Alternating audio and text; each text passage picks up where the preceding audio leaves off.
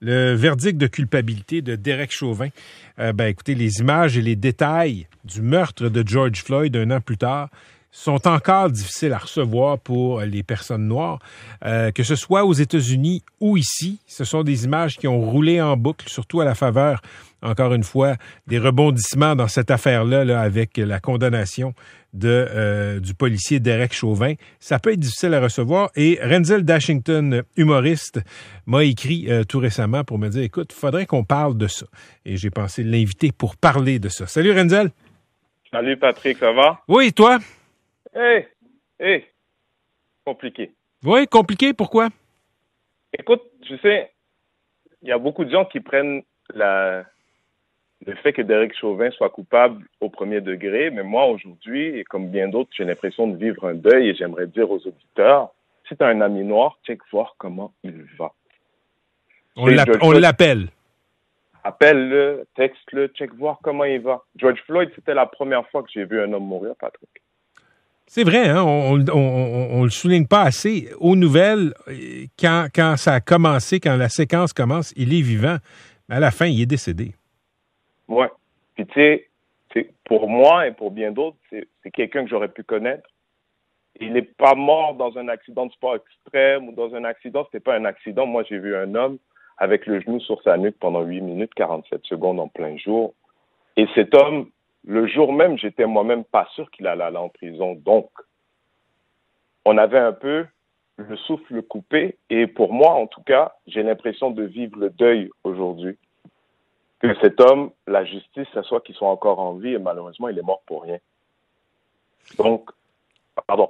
Non, Renzel, j'allais te demander pourquoi le deuil vient cette semaine, aujourd'hui, plutôt que dans les heures, dans les minutes, dans les jours qui ont suivi sa mort. Je pense que c'est un automatisme pour nous parce que il y a très, très, très peu d'exemples de personnes noires qui sont non armées qui ont perdu la vie aux mains de la police et que ces policiers ont dû payer de ces actions. Ouais. C'est très rare il y a très peu d'exemples. Donc, ces images-là, elles étaient horribles. Puis il y a bien des gens qui se confortaient à penser que ça se passe ailleurs, mais des gens comme nous, on n'a pas le luxe de penser que ça se passe qu'ailleurs. Penses-tu qu'il y a trop de gens qui sont trop optimistes que l'affaire, le dénouement en cours marque un tournant aux États-Unis? Je pense que pour les Noirs aux États-Unis, il y a peu de changements. Malcolm X disait, tu sais, si j'ai un couteau d'enfoncer de 9 pouces dans mon dos puis t'en sors 6, il en reste encore 3. L'idéal, c'est que je puisse vivre librement comme les autres et je pense que les Noirs un peu partout sur la planète recherchent les mêmes choses. Mais il y a une conscientisation dans le mainstream ou dans la population générale, les personnes blanches, qui est différente parce que le message a toujours été vis-à-vis de ça, celui de la police. Historiquement, c'est aujourd'hui qu'on commence à percevoir un point de vue différent et de vouloir humaniser l'expérience du corps noir en Amérique du Nord.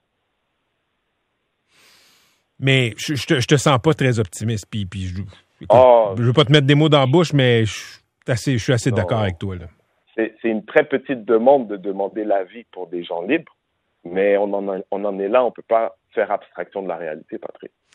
Et tu m'as dit, si vous avez un ami de race noire, appelez-le, demandez-lui comment ça va. Comment ça va, toi? Il y a des jours très difficiles, Patrick. Pendant que je te parle maintenant, je l'ai un peu à la gorge. Il y a des moments très difficiles, mais à certains égards, je suis optimiste, mais je suis en deuil comme beaucoup d'entre nous. Très intéressant. Toujours un plaisir de te parler, Renzel. Tu as bien fait de t'inviter à l'émission. Merci. Merci. Merci.